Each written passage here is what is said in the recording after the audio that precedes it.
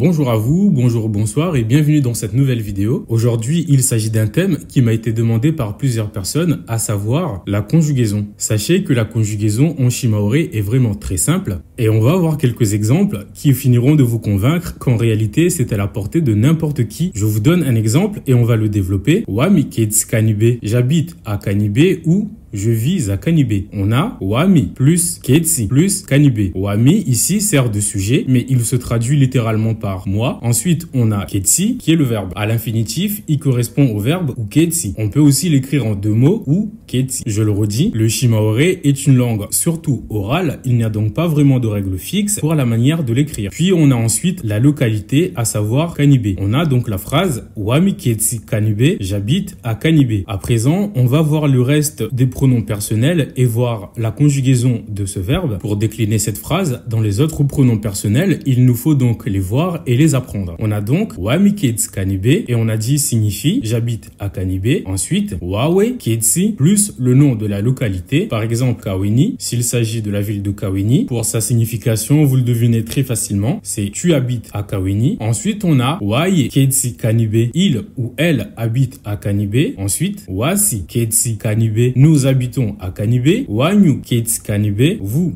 habitez à Kanibe. Wao Ketsi Kanibe, il ou elle habite à Kanibe. On note donc qu'il n'y a pas de distinction entre il et elle au singulier comme au pluriel. Et d'autre part, on observe que le verbe garde toujours la même forme à toutes les personnes lorsqu'on le conjugue. On va à présent prendre le même verbe et le conjuguer au passé. Et là, vous allez pousser un soupir de soulagement car c'est extrêmement simple. On a Nako Ketsi Kanibe. Wako Ketsi Kanibe. Ako Ketsi Kanibe. Rako Ketsi Kanibe. Mwako Ketsi Kanibe. Et enfin, Wako Ketsi Kanibe. Maintenant pour le futur, Nitso Ketsi Kanibe. Utso Ketsi Kanibe. Atso Ketsi Kanibe. Ritso Ketsi Kanibe. Mutso Ketsi Kanibe. Watso Ketsi Kanibe.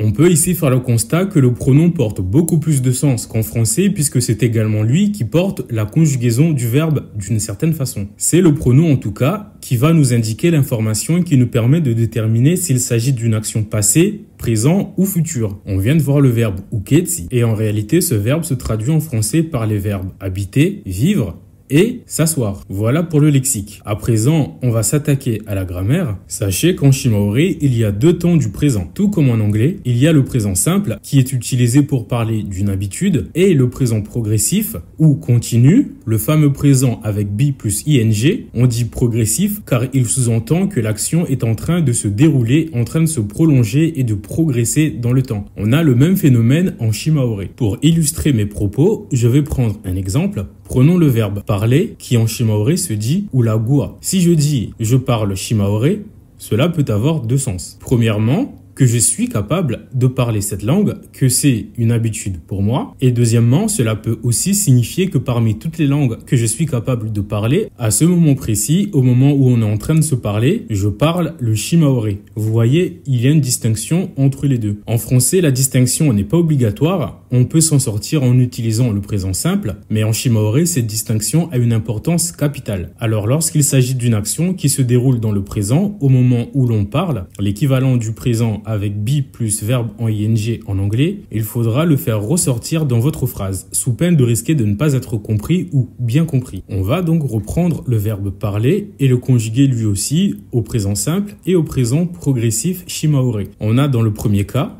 le présent qui exprime une habitude. On aura Wami lagua shimaoré. Wawe lagua shimaoré. Waye lagua shimaoré. Wasi lagua shimaoré. Wanyu lagua shimaoré. Wawo lagua shimaoré.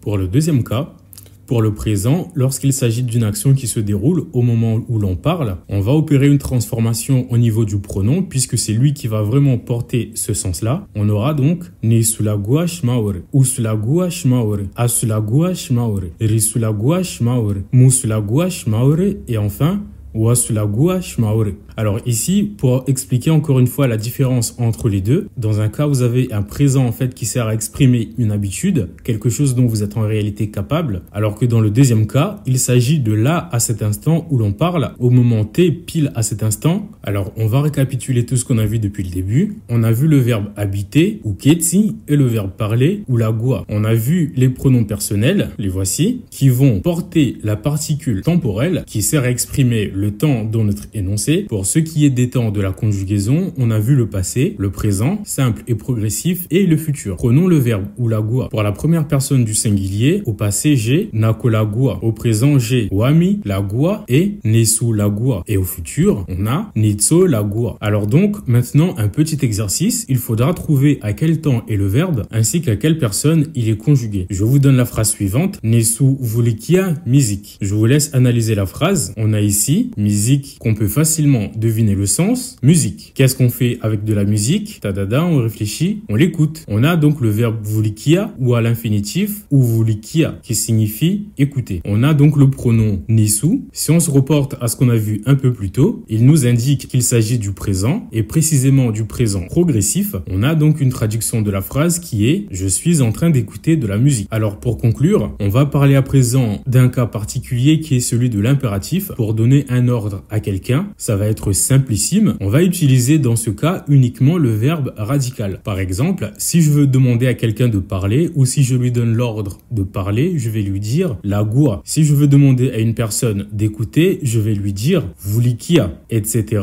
etc. Et ce sera la même chose pour tous les verbes. Voilà. Et à présent, la vidéo elle est terminée. Alors, dans cette vidéo, j'ai beaucoup simplifié pour rendre digeste et abordable le contenu. Il y a quelques éléments imprécis, mais le but est que cela vous serve de base à vos progrès, mais on aura bien l'occasion d'affiner tout ceci au fil du temps. Merci à vous d'avoir regardé la vidéo et à bientôt. Kwaheri.